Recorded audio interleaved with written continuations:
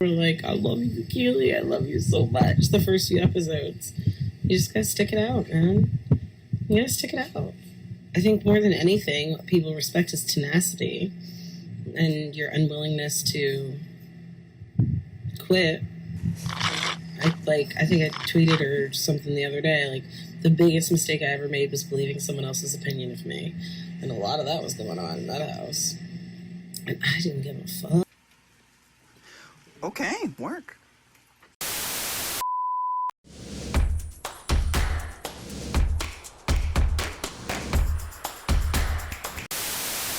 Clap. Bam. So we moving right along, going through our Freeish 4, ready to get you bitch on the bus like we taking you on tour. Over here with Blueprint, they singing on that shit, got them all up in the hooks and on the verses, yeah, it's lit. You fucking with it, yeah, we are too. Just ready to hear the songs and we all up in the stew, or all up in our house, or better yet, anywhere. Cause the songs don't play on my Apple Music when I'm doing my hair. So... And that was written by Cosign and Felisha. Ladies and gentlemen, welcome back to another Encore episode. We're just going to jump right into it. If you listen to our main show, you're hearing that this is a special Watchlist episode. If you're not listening to our main show, you should be, and you should be subscribed, okay? Don't be Irish or Misha. Be Mila. That was rude. I love them all. Raspy voiced? Doing it for themselves. So... Oh, you got it. Well, we are just going to get started. For those who don't know, me and Chris review each episode of Encore. We go through the show scene by scene and talk about our favorite moments because we are petty and problematic, bitch. But we can also get sponsorships when need be. So if we need to not be as petty and problematic to get this coin, we can do so as well, too. Bring back my coins. Bring back my coins. Bring back. Shout out to Trinity K. Bonet, the new Beyonce. Of course, always. So, I was about to say something so bad. Please don't cancel us, Beyonce. We just playing. Anyways, on to Encore episode 6. We have our first scene, which features Pam and Misha. And as far as this scene, I had a couple thoughts about it personally. I was mainly focused on this sheen dress that Misha had on that Pam really seemed to enjoy. I am not one to talk about a cheap dress, blouse, or shirt because I too shop on Shein. Mm-hmm. And you know, they got cute shit on there. But I just wanted to point out what I saw, in my opinion, and in my viewing. So I saw what Pam saw. Pam said, "Girl, you look good this dress, girl." That dress is beautiful. Thank you. I love it. I'm like, I need like every color of this dress. Yeah, it's very yes. Come on, I just see you whip it. I just see you whip it over to the side though. I just see you just whip it over to the side. I ain't gonna say nothing, but. Ooh, and then Kiely with Misha. When Misha had like reached for her, like, I ain't gonna hug you, but you know, I hope we cool. Thank you, girl. Thank you, girl. She had backed up while she washed her head, like, thank you, girl. Thank you. Sorry, What is that? Oh my God, is that How to Get Away with Murder? It was like, I ain't gay, Annalise. What was that? Where it was like, I'm not gay. I'm not gay, Eve. I'm not gay. We gotta find that clip. Yeah. Oh my gosh. Oh my God. But yeah, shout out to Pam, the first queen of the show. And yes, we will definitely have some more critique on you shortly, sis, so just stay tuned. But in keeping with that, so Pam went also to speak to Aubrey about the group members coming to watch their performance. And this was interesting because in the scene that just happened with Misha, they kind of spoke about how Pam said that Misha felt like she didn't have her back the night before with the fight with Aubrey. So I guess Misha wanted more backup from some of these other members as far as like, you know, what they were talking about when they had that big fight and said that they didn't really feel like Aubrey, you know, was contributing to the group correctly and all of that type of stuff. So Pam then goes talk to Aubrey. She reveals at this point that she hadn't talked to the other Total members in 4 years. So it's like, damn, sis. Keisha, Kima, and Pam, I guess, was just, I don't know, Keisha and Kima. Maybe Pam sometimes. But Aubrey feels unappreciated. She's feeling really unappreciated. And if she keeps looking like the bad guy, insert Chun-Li, then, you know, the Aubrey in the competition, they are out, bitch. You know, she was like, bitch, and if I leave, y'all gonna get as much sales as Cherish got during their run. And I was like, that was shade. Yeah, that was shade. Because Cherish and Danity Kane was out at the same time. Okay. Anybody can shade each other as them two groups. And one of them went double platinum on both albums, but that's, you know, neither here nor there. 500K, number one first week. You know, things are different. No, I'm just So then the girls into the workroom. Love that you coined it the workroom. That's all I'm going to call it from here on out. We got the workroom. And of course, they have another scene with Sita. And at this point, I'm really starting to question Sita's sentience. I'm starting to believe that this bitch is an AI. She is going to be the reason why the Terminators end up taking over the world. So Now she's watch Skynet. Sita. I'm telling you.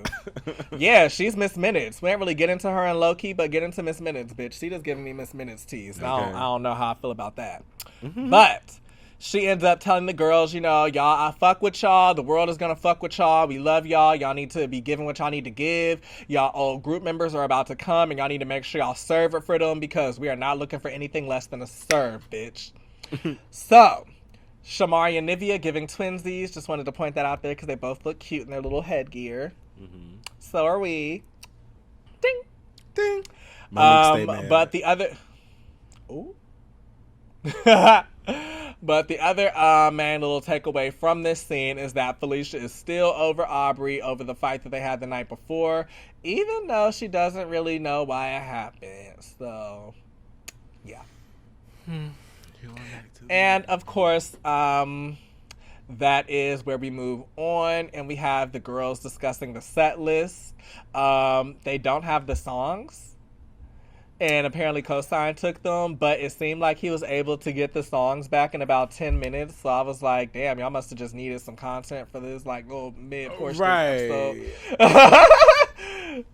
Because we're going to talk about that later. Did you feel that way? We're going to talk about that later in the episode when he actually gets there. But, like, when in that scene with the whole, like, email him to me, then it seemed like he just emailed it to her. And then it seemed like you didn't like the version that he sent anyway. Mm-hmm. You weren't going to like it, and you knew that. Because you just wanted to play your version, Fallon and/or Felisha. So I got that sentiment, too. Like, okay, why is y'all making it such a big deal? It was giving me rigor mortis. Right. Why is y'all making it such a big deal? Even he looked like... When he got there, that, you know, the next thing, he's like, well, I sent it to y'all, like, right after. So, I don't, what's everybody mad at? And, I mean, it wasn't a video file. I mean, I know them Pro Tools tracks, they might be able to get, you know, whatever they get, but I know it's not like sending a 20-minute 4K video file. Now, that could take you some hours, bitch. Yes, like this fucking podcast, okay? Y'all want to know the right here, we bitch. go through? It's co-signing up in here, okay? Now, he had something better than this. But yeah, so they do end up getting the tracks. They play a couple of them. Bird's Eye View still sounds cute, even though we still haven't heard the full song, so we are still waiting. But yeah, now we're going to move on to the next few scenes. Transition. So listen, it came to the point that we've been waiting for a few weeks now. So the girls are ready to present these few tracks, and I mean few tracks, in front of their former girl group members and people that support them. Now, it was given to me, and I don't know if it was given to you the same way, but in the premise, I thought it was all girl group members regardless. I didn't know it was going to be production or somebody else. I thought it was just going to literally be, you know, everybody's girl group members. Cool. We're on the same page. So when producers like Jazzy Faye and other niggas started showing up, I was like confused. I was like, oh. My God, there's room for everybody. Let's just say that. But I also was like, was he there for Nivea or was Jazzy Faye just there because Jazzy Faye's Jazzy Faye? Side question. Probably a mixture of both. Right. But anyway, so 702. So Mila shows up from 702 for Irish and Misha, which I was not expecting that. I don't know why. I was like, they don't have a choice because there's no more people in the group. But I thought that they were on the outside escape, but they're not. Mila showed up with no voice, so she really was able to give the girls some shine. And her wig and her outfit looked cute. Kima from Total showed up for Pam. We'll get into that in a second, but like he said, there's been tea between Total, and I didn't even know that because they've been at all the little Diddy shows. They've been at all these little events as Total. Bad Boy anniversaries and whatnot. Right. So y'all been coming together for the coin, but not for the sake of the music, which is kind of what Kima's point was. Of course, the god, the legend from New Edition, King Ronnie was there, showing Shamari all types of love. And done bought her a bucket of flowers from off the side of the highway and like all these balloons from Party City. They are so corny and cute. I say that every week, but they're so corny and cute. Corny, but cute. Right, they really are. So you just gonna skip Brandy from Blaque. Oh yeah, and then Brandy from Blaque. I'm so sorry because no shade, but between me and my boyfriend, we've been trying to figure out if she was actually still with us because I don't know why I thought her and the other one had passed, but she been alive and I forgot she was just on Real Housewives of Atlanta. So shout out to Brandy from Blaque. You are noticed, you are valid, and you are alive. R.I.P. to the other girl in Blaque. I remember the left eye light girl. I'm putting her name right here because I forgot it. Yeah. But that was one of those, she probably would have showed up too. It didn't seem like Blaque had a lot of internal struggles, as far as what we can see. But speaking of people that didn't have, speaking of people that had internal struggles, okay, Danity, Kane. Nobody there for Aubrey. MIA. 3LW. MIA. Nobody there for Kiely. Cheetah Girls. AIM. Still not there for Kiely. Is that it? They the only two that didn't have people show up? Oh, and then Nivea. So like I said, Nivea is a solo artist. I didn't know if Jazzy Faye and the producers, maybe somebody else was there for Nivea camp. They ain't really go in on that either. They're not the only ones who didn't have anybody show up. Who was the other one? Why can't I think of it? Is it in the notes? I can't see Angela Yee. It was some other people who were possibly feeling really unappreciated. Y'all, we just keyed about this too. When I did not see another Cherish member and or sister walk through that little gateway, I was gagged. And you know they all live in Atlanta, not too far from wherever the fuck that filming is either. Okay. Like, there was no other sisters from Cherish. There was nobody representing the twins. And then they gave that bullshit speech about, I got the one member from Cherish that I really needed, so what's the big deal? I need to know the tea. Okay, why y'all sisters didn't show up? What happened to Cherish? We don't know y'all stories enough because y'all not that famous. So, like, I really wanted to know, was there, like, beef there? Is there, like, tension? Is the sisters into it? They must be the sisters on the daddy side. Right. They got to... Not them the half sisters, okay? No, sure. We all live that life. Very Gossip Girl. So yeah. We'll get into the show in a second. Let's take a quick commercial break to pay some bills, and we'll be right back with these.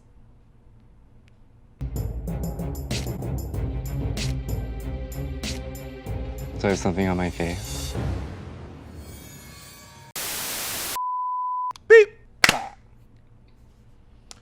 Okay, we are back, and we're gonna move and brew. I had a stroke. Oh, hell no.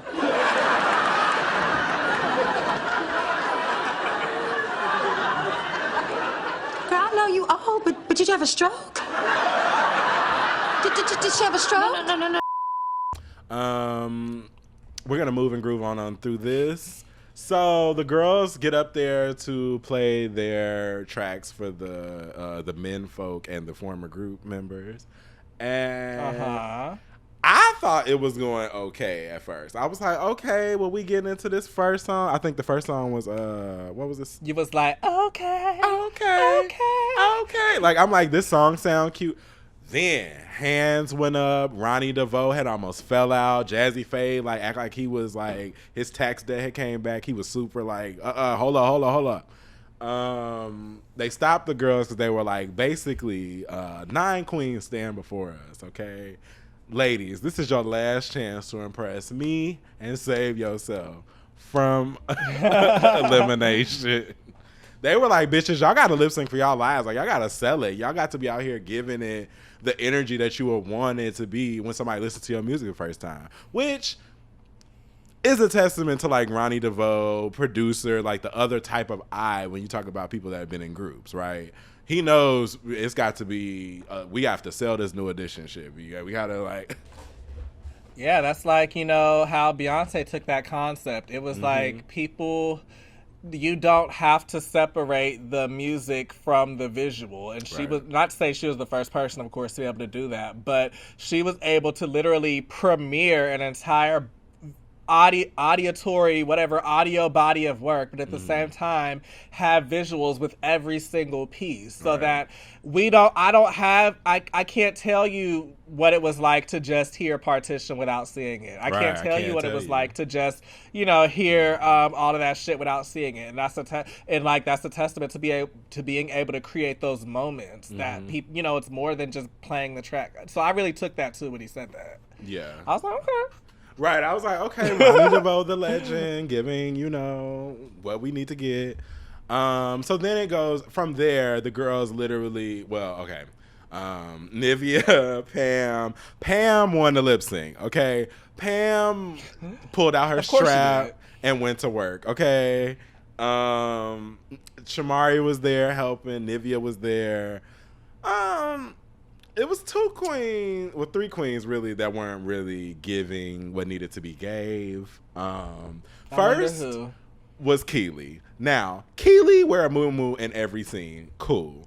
I'm tired of Kiely running around with these muumuus and when it's supposed to be dress up time too. Like, you in the house in your pajamas, cool sis. But you show up to a listening party where you don't have vocals and you just stand there and kind of like look confused like everybody else. I'm also confused, mostly with the outfit. Irish was upset. Irish was listening, and basically as it went on, was like, I only heard my voice like 3 fucking times. I only had 3 lines in the whole damn thing. Ain't this a bitch? Like, y'all. And my thing was like, well, did you turn up the gain? Did you turn up the gain?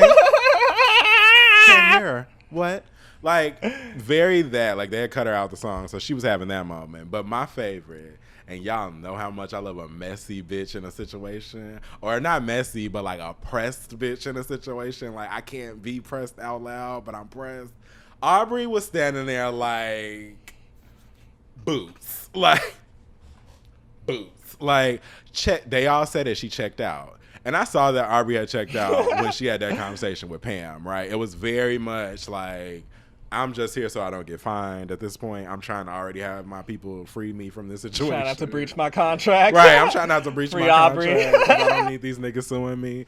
So it was very that. Like, she was standing there, I mean, just leaning on the table, filing her nails. It was very that. And it was like, you know, Danity Kane, you know, you bust out a boom cat real quick. Now, damn it, Danity Kane used to, and even Aubrey and Shannon, like Legally Blonde, y'all was out there giving what needed to be gave, and now we're like, it just clearly wasn't what she wanted to be doing. And my thing I was trying to tell my boyfriend was that, like, Danity Kane and like Dumb Blonde and all these things that Aubrey have done have been younger and innovative things where she was pushing a boundary with sound and making creative choices that like really weren't, you know, out there at the time. Even Danity Kane was a little, you know, unconventional as far as if you really get into some of them songs and that look in that era. And then Dumb Blonde was like that. Now these are a bunch of girls that have thrived on being the blueprint, right? On being like where all y'all songs kind of sounded the same in the 90s, but Toto had that zing to it. 702 had that zing to it. SSWE had that zing to it. So they're used to being where it's like, oh, all this music kind of sounded like, and it sounded a little churchy, but we could just jazz it up here and there. So I don't think it's a good creative fit for Aubrey anyway. You know what I mean? And that's kind of what that listening party, that was like her confession. That's what that all gave. Like, I'm not meant to be here. And that's kind of no shade. And I'm more Aubrey with that. Like, it's no shade. If there's somewhere that you don't need to be, you don't need to be there. Like, what can you contribute? Right. So that was pretty much it. The girls broke off into like little section groups. Kima and Pam had a heart-to-heart about, you know, Pam going missing on the girls after she said she's not gay no more. So I fucks with Kima. I want to drink or smoke with Kima. Kima also looked like Brandy from Love and Hip Hop Hollywood. Did you see that? Brandy, from like season 1 and 2? I can see that. If y'all go back and look, or I might put a side by side here, Kima and her favor. And then so that ended. The 702 girls was together. And again, Mila came without a voice, so that we were able to hear Irish and Misha talk and express how much they love each other. And that's when I figured out they were real sisters. No future. After all this time, I didn't know Misha and fucking Irish were real sisters. So look at me. And that was pretty much it. Irish was saying that she was press boots, that she only heard she only had 4 lines out the whole thing. And so, of course, Misha, old no neck having ass, had to go in the kitchen and tell everybody else. That immediately sparked everybody being like, well, girl, you barely be here anyway. The way Kiely was like, I mean, she barely be on the song. I mean, what else could we have put in there for her? So that was it. This kitchen seems like it's where everything always goes down anyway. It seems like that's the core crux of the mess in this show, is either in that basement. I told you they only got about 4 rooms in the mansion. They got to work with what they got. They got the workroom, they got the kitchen, they got the 2 bedrooms, because only 2 can be used for filming, because production's in the other 2. They got the basement / studio. Yeah. That's what they got, and that's what we are working with. Not this lay in the house. Oh my gosh. Yeah, so that was it. Moving on along.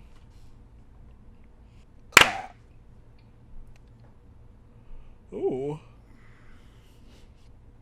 Wow, I'm sorry I'm boring you. It's okay. But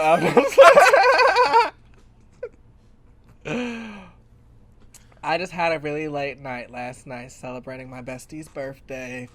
Just kind of sleepy, but you know, sleep money don't make no money. Here to record and get this, honey. Get these cookies, gonna put them in your mouth. Gonna put it in you till you're gonna shit it out the south. Okay, ladies and gentlemen. It got to scatting. I don't need us doing that on YouTube. Thank you very much. So, we are getting to the end of the episode now. Bitch, we gonna do a speed round with this part because I'm getting hungry. I'm ready to fuck up the rest of my Chick-fil-A. Okay, so Aubrey gone, bitch. Kiely was like, she don't know for sure. You know this bitch was trying to stir the pot. She's trying to stir it on in there. So she's telling everybody that Aubrey, she don't know where she is. She's been gone. She's like, y'all, this bitch is gone. So Nivea feels a way about it, and she's like, so anyone can just leave? I mean, well, I feel a type of way about nobody coming to see me either. I felt like that's what she was thinking. I love how Nivea was like, I can go too there. I'm hungry. I'm about to go. But so Pam was like, what? Aubrey is so vital to the group, which then is the first of many whats.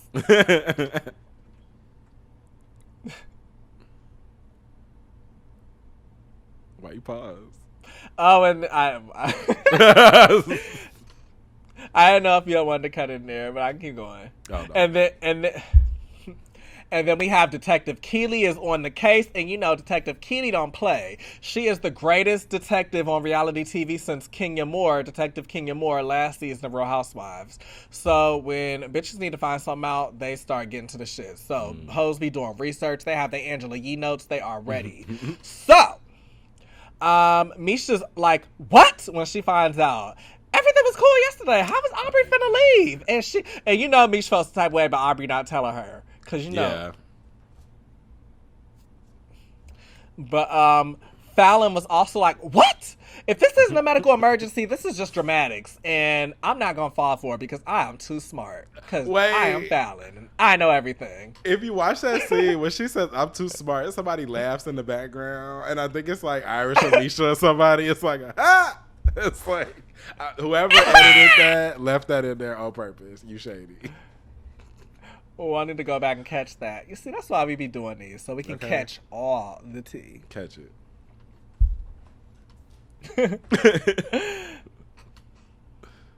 Did you want to do this last one, or you want me to do that one? Oh, okay. Is this a studio scene?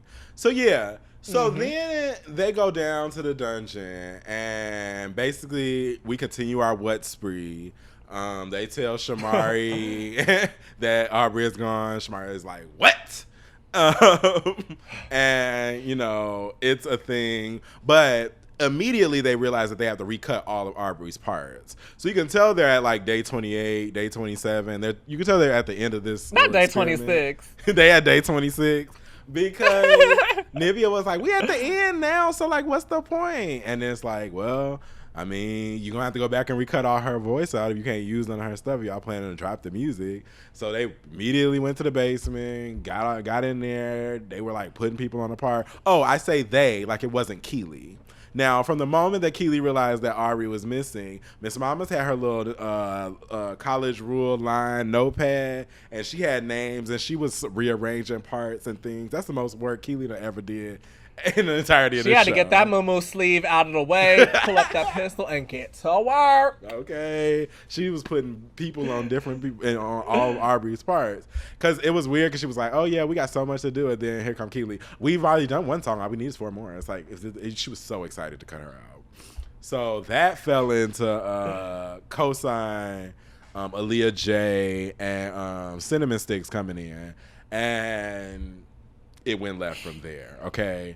Fallon was already pressed because Cosign and that song Bird's Eye View shit that we said earlier. So that just steamed into like him coming in and actually physically being in front of them. And it started off all good, and then 2 seconds later, no, what happened was he went to play the track, and it was Fallon's track still on there. So then she was like, yeah, that's my track or whatever. Then he was like, oh, this ain't the right track. So he switched it over, and no T. She was in the back steaming. Miss Mama was hot. Miss Mama was mad. Between her and Aubrey, if you could have a side-by-side of those pressed moments. Ooh, last night's episode I was called Pressed Like a Panini, because them hoes was mad. Because she wasn't waiting for him to turn around and say something to her. And as soon as he did, it was like, well, so what y'all thinking? Did y'all see that Shamari was like, Shamari looked like Jocelyn at the beginning of Love and Hip Hop when she danced with Stevie in that thing. That's what Shamari looked like, because she was trying to feel it. Do it like a show B-Day. Yeah. Do it like a show B-Day. So Cosign was like, basically like, so what's the problem? Why you looking all stank face? Shamari like it. And so she was like, what you think I give a fuck? And so then it was there from there. Fallon basically, or Child, Fallon, it was on like Donkey Kong. Okay. And this is, okay, so I want to say this really cutely and really quickly. So 2 different things happened here. First, Fallon and Cosign got into it over the level of his production and output. That's what came between Fallon and Cosign. And I think a lot of that was Fallon really wants to produce all these records herself. And I know how people get sensitive with their work, especially about music. She probably hears changes and stuff. And her version was better than Cosign's version, let's be honest. Without the bass there, it sounded much better. So that happened. And then at the same time, Kiely came out of Wrigley Field and was like pulling the feminist card. Now, I don't want to say that is like a devaluing way or anything like that, but I'm trying to point out the fact that there were 2 separate arguments happening at the same time. Because Kiely was upset that he started using words like sweetheart and calm down and this, that, and the third, which is, male suppressive toxic language. But at the same time, Fallon came at him full mouth open Phoenix, like full force. Fuck you, you ain't shit. You gotta respect me, this, that, and the third. And it's like, what are you expecting? To be like, oh, you right, you might, master, I ain't shit. Right, it's like, nah, bitch, I got hits too. Right, it's like, y'all wanna, my thing with the twins is you wanna measure your dicks against these men, and then not let them measure their own dicks against you. So, like, to make that less creepy, like, you want to say that you have hits and y'all have done this and y'all have made songs on Star and y'all made songs with Chris Brown and all of this, but, like, act like as soon as he's like, well, Wikipedia me and this, that, and the third, then it's a problem. And I furthermore had different energy between him and the way that Elijah Blaque responded to the controversy, because he was just Cosign was just trying to figure out what the fuck was going on. And yeah, he did use toxic, masculine words or whatever, and we don't, give him any passes for that. You shouldn't use that type of language when you're addressing a woman. But also, y'all should have some type of better communication skills. Fallon should have sat down there as soon as she came in and was like, I have a problem with the way the song was sent or the way the song sounds, and we need to discuss this. And then he needed to respond in, I'm open with, my employer having suggestions, basically. So it went from there, and Kiely was in the back yelling. Fallon and then Felisha walked out. Then Cosign thought he had some girls and tried to like say, or I guess this is a preview for next week, but he tried to come back in and be like, you gonna get your girl. And then they were like, well, bitch, we'll jump you too. So we leave the It's house. gonna be a mess, basically. In a mess, as we always do. And we will be back to review it. Ladies and gentlemen, thank you for listening to this episode. Please like, comment, and subscribe wherever you're watching and or listening to this. Thank you for supporting our encore episodes. We see the love on YouTube. We see the love on IG. And we just want to thank y'all. We also see the hate, but y'all niggas can't spell. So this thought that Ricky leaves with you and or the girls and or cosign and or the house designer.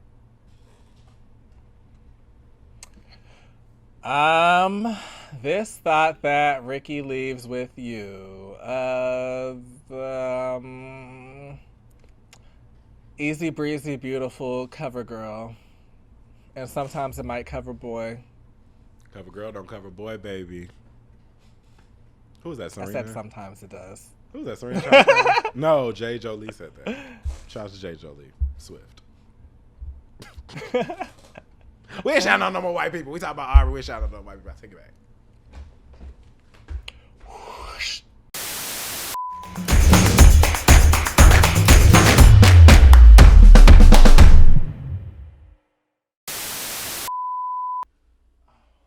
I hopped up and hit my knee.